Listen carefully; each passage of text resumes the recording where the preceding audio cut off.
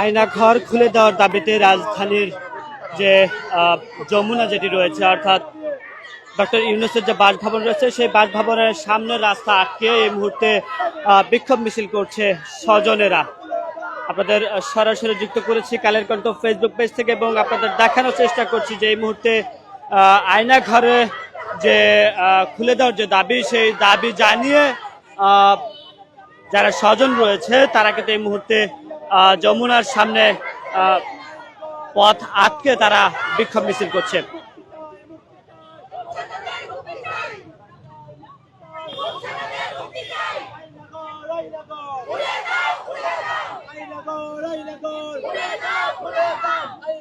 একটু যদি দেখানোর চেষ্টা করি, কারো বোন, কারো ভাই, কারো মা, কারো সন্তান, তাদেরই মূলত খোঁজের দাবিতে এখানে তারা জড়ো হয়েছেন।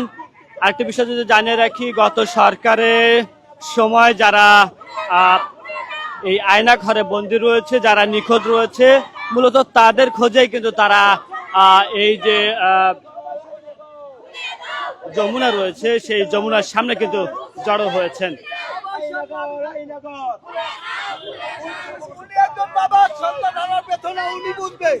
আমি ওনার সন্তান, আমি ওনার কাছে বলবো, উনি শুনবে আমার কথাটা যুক্তিসঙ্গত যদি হয়। আমি আমার সন্তানের বিচার চাই, আর কিছু না, আর কিচ্ছু চাই না, আর কিচ্ছু চাই না। আমার সন্তান কি হলো, কোথায় গেল, কার কাছে গেল, এই চাই আমার সন্তান চাই, আমি কিচ্ছু চাই। আপনার সন্তান কতদিন হলো নিখোঁজ? 2010 সালে, এই 13 সালের 10ই জানুয়ারি। কিভাবে নিখোঁজ হলো? ওই আর খালুর বাড়ি বেড়াইতে গেছে, স্বামী স্ত্রী শুয়ে রয়েছে, ওইখান থেকেই নাই নাই নাই কোনো থানায় কেস দেয় না। পিরোজপুর থানায় গেলে আমরা জানি না, র্যাব 10 হয়ে গেছে, ঢাকা নিয়ে যান। র্যাব 10 গেলে কয় বরিশাল নিচে আমরা আনি নেই, বরিশাল গেলে কয় অমুক দেখা নেই।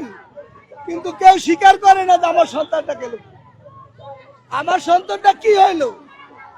না কোনো জিটি, না কোনো কেস, না কেউ নিল। আপনার সন্তান কি করতো আগে? আর কি করবো, আমার লাগে কাজ করতো, আমি দিনমজুর দিনমজুরি করতো।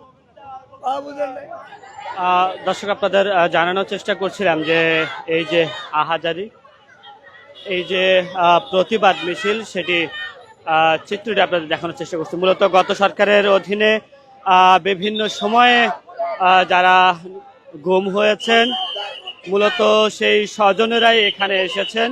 তারা দাবি করছে যে আয়না ঘরে তাদেরকে আটকে রাখা হয়েছে, কোনো কারণ ছাড়াই তাদেরকে আটকে রাখা হয়েছে। কেউ বা 5 বছর, কেউ বা 10 বছর, কেউ বা 15 বছর, কেউ বা 15 বছর ধরে কিন্তু এইভাবে তারা বন্দি অবস্থায় রয়েছে। দর্শক, আপনারা দেখছেন কালের কণ্ঠ, সাথে রয়েছে আমি আব্দুল হামিদ। আপনাদের দেখানোর চেষ্টা করছি যমুনার সামনে স্বজনদের যে মিছিল, সেই মিছিলের চিত্রটি আপনাদের দেখানোর চেষ্টা করছি। কারো বাবা, কারো মা, কারো ভাই, কারো বোন, তাদের স্বজনদের খোঁজে কিন্তু কয়েকদিন ধরে তারা বিভিন্ন জায়গাতে সন্ধানের জন্য, তাদের পরিজনের সন্ধানের জন্য তারা কিন্তু এখানে এসেছিলেন।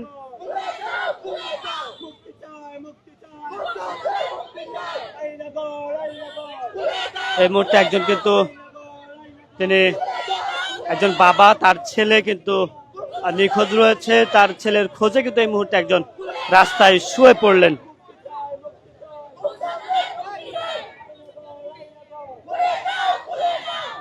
একটু যদি জানিয়ে রাখি, কিছুক্ষণ আগে তারা কিন্তু ডিভাইডার যে রয়েছে, রাস্তা ডিভাইডারে অবস্থান করছিল, কিন্তু এই মুহূর্তে তারা কিন্তু এই যে রাস্তা আটকানো, সেই রাস্তা আটকে রেখে তারা কিন্তু তাদের যে প্রতিবাদ, সেই প্রতিবাদ কিন্তু করছেন।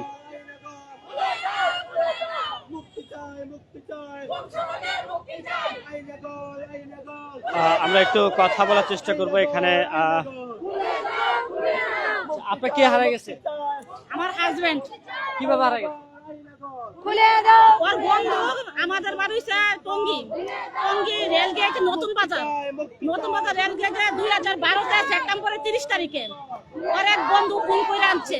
ওর বন্ধু ফোন করে আনছে স্যাম্পল দেখাইবো করে ও ব্যবসা করে গার্মেন্টসের ব্যবসা করতো ফোন করে আনার পরে ও ঘুম ও নাই ফোন বন্ধ পরে রাতের 8টা বাজে ফোন দিছি ফোন বন্ধ মানে আমার 3টা মেয়ের আমার ছেলে নাই আমার সব ছেলের মধ্যে আমার হাজবেন্ডই ছিল আমার হাজবেন্ড শুধু ব্যবসায়ী করতো আর কোনো কিছু না আমার হাজবেন্ডকে কেন হেরা ঘুম করলাম তখন আমার ওর বন্ধুরে জিজ্ঞেস করলাম যে আপনার ভাই কোথায় আপনার ভাইয়ের না ফোন করে আনছে যে র্যাপেরে উঠায় নিছে কোন জায়গায় র্যাপেরে উঠায় নিছে আমরা বলতে পারি না তারপরে র্যাপে গেলাম র্যাপে যাওয়ার পরে আমারে বলছে যে দরখাস্ত দিতে আমি র্যাপে দরখাস্ত দিলাম 3 মাস আমার দরখাস্ত হলো রাইতে তদন্ত নিয়ে খোঁজ খবর নিয়ে হের আমার কোনো তদন্ত দেয় নাই আমার বলতেছে যে আপনি তো 3টা মেয়ে টাকা পয়সা নষ্ট না কইরা দৌড়াদৌড়ি না কইরা আবার 3টা মেয়ে মানুষ করেন আমি ভাইয়ের খোঁজ খবর আমরা দিতে পারবো না পরে আমাদের নাম ঠিকানা দিল যে এই নামে আপনারা মামলা করেন মামলা করে থানায় পুলিশ যে তদন্ত নেন আমার বলতে পুলিশ যে তদন্ত দিতাম পরে থানায় মামলা করলাম মামলা করার পরে থানায় 9 মাস আমার মামলা রেখেছিল এরও আমার কোনো খোঁজ খবর তদন্ত দিতে পারে নাই পরে আমার থানা থেকে বলতেছে আপনি মামলাটা ডিপিতে ট্রান্সফার করেন ডিপিতে ট্রান্সফার করলাম ডিপিতে ট্রান্সফার করার পরে আমার মামলাটা ফাইনাল রিপোর্ট দিয়ে দিচ্ছে পরে 1 মাস রাখার পরে তারপরে আমি জানার পরে আমার বলতেছে যে আমি কোর্টে যাইতাম কোর্টে যাই মামলার খোঁজ খবর নিতাম ডিপির লোকের আমার বলতেছে আমি কি আমার মামলা দিছে আমি এখানে আমি কোর্টে গিয়ে খোঁজ খবর নিব পরে আমার বলতেছে বাইরে ডাইকে নিয়ে বলতেছে আপনার মামলা ফাইনাল রিপোর্ট দেওয়া হয়েছে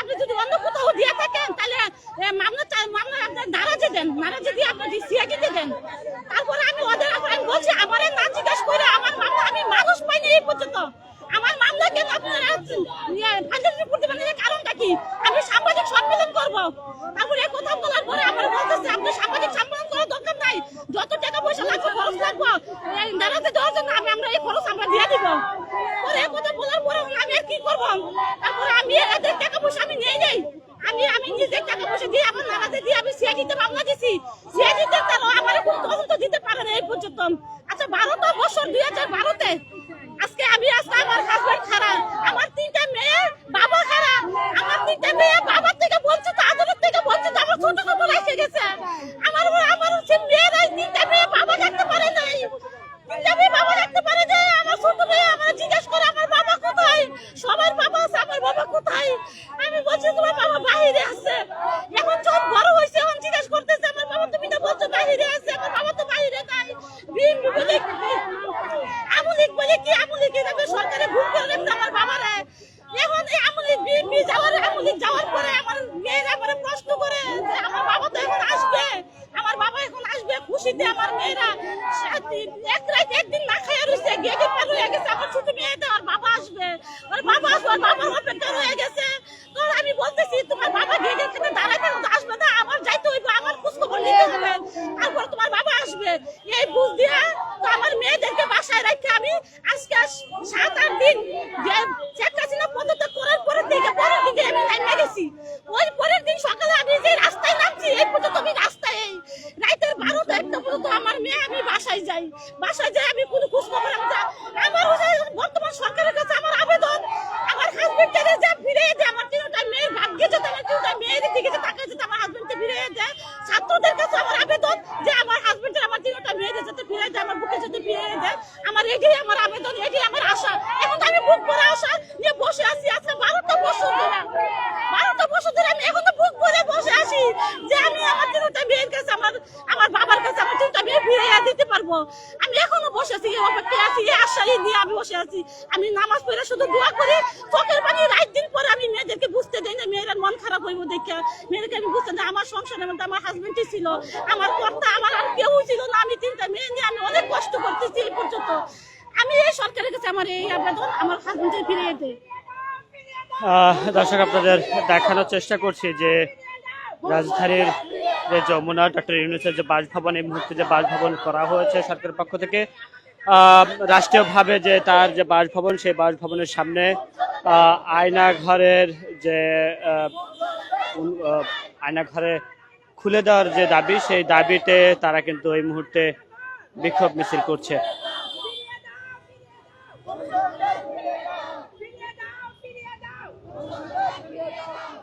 সবার হাতেই কিন্তু আমরা দেখতে পাচ্ছি যে প্রিয়জনের ছবি, কারো বা গলায় কারো বা হাতে, সেই ছবি নিয়ে কিন্তু ডক্টর মোহাম্মদ ইউনূসের কাছে কিন্তু যেতে চান তারা। তারা চান তাদের কাছে ডক্টর ইউনূসের কাছে বার্তাটি পৌঁছে দিয়ে তাদের স্বজনদের যেন মুক্ত করে দেন।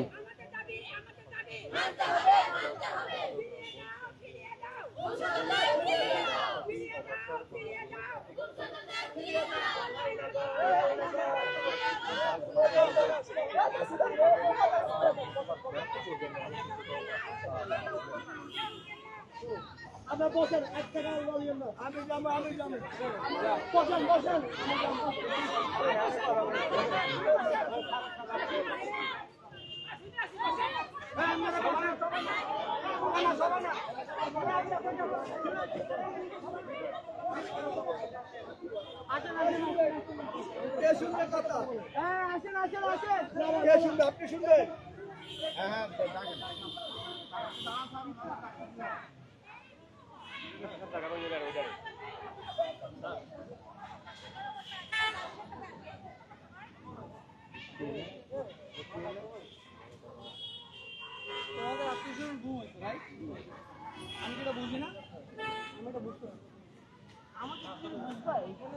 আমরা সবাই খেটে আপনি আচ্ছা। প্লিজ আমি হচ্ছে পাবলিক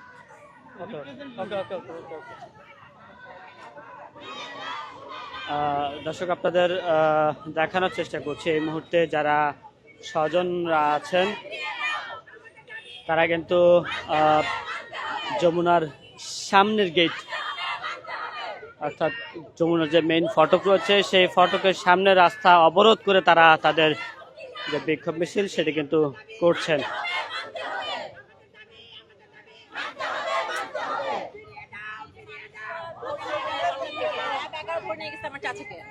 কেন ধরে নিয়ে গেছে তাকে? যারা ধরে নিয়ে গেছে তখনকার সময় আমরা জিডি করতে গেছি, জিডিতে আমরা কোনো জিডি নেয় নাই পুলিশ। কেন নেয়নি? এটার যেটা বিচার করতে হবে, সে বেঁচে আছে না মরে গেছে এটা আমাদেরকে জানাতে হবে। যদি সে মারা যেয়ে থাকে তাহলে সেই মারা কেন মারলো তাকে, এটা খুন, এটার বিচার করতে হবে। এবং যে তারপর নামে কোনো মামলা ছিল না, যদি মামলা থাকেও তাও তাকে কেন ধরে নিয়ে গেছে? ধরে নিয়ে কেন বিচার করে নাই? কেন আমাদেরকে জানায় নাই? কিচ্ছু জানায় নাই, তাকে গুম করে ফেলছে। একটা মানুষ বেঁচে আছে নাকি মরে গেছে এটা আমরা জানি না।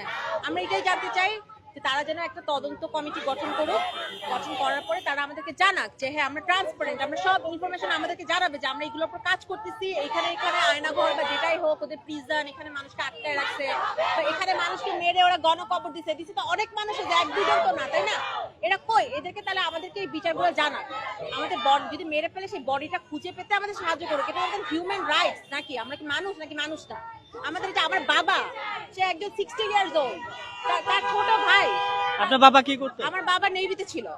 আমার বাবা সে এখনো পেপার কাটিং 11 বছর আগে সে জমায় রাখছে। আমার কাছে সে পেপার কাটিং পর্যন্ত আছে। সে বলে যে তখন পুলিশের কাছে গেছে, সে র্যাবের সাথে কথা বলার চেষ্টা করছে, তারা পুরো অস্বীকার। 11 বছর। বাবা না, আমার চাচা 11 বছর নিখোঁজ।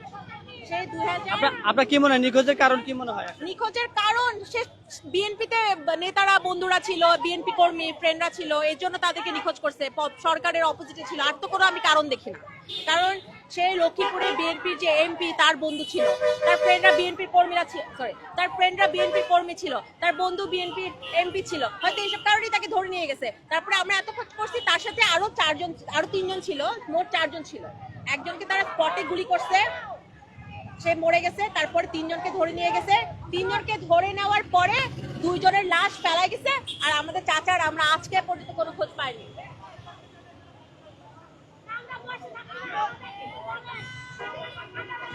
এখন আমাদের এটাই দাবি, আমরা এত কিছু জানি না, আমাদের জন্য একটা তদন্ত, প্লিজ ওরা একটা তদন্ত টিম গঠন করে আমাদেরকে একটা বিচার দিক যে এদেরকে কেন গুম হয়ে যায় কি করে একটা মানুষ। আমি তো বললাম যে আমরা 2013 সালে পরে আজকে পর্যন্ত কোনো খোঁজই পাই নাই। It's almost like he never existed. কোনো আশ্বাস পেয়েছেন কিনা এই পর্যন্ত? এখন এর আগে তো পাই। আজকে কি প্রথম দিন আপনাদের? না, আমরা আগেও আসি, আমরা ডিজিএফ এর অফিসে উঠেছি। দর্শক আপনাদের এই মুহূর্তে যুক্ত করেছি ডক্টর ইউনূসের বাসভবন যমুনার সামনে থেকে এবং দেখানোর চেষ্টা করছি যারা আয়নাঘরে বন্দী রয়েছে বলে দাবি করছে তাদের স্বজনরা এই মুহূর্তে যমুনার মেইন ফটকের সামনে রাস্তা আটকে তারা মিছিল করছে।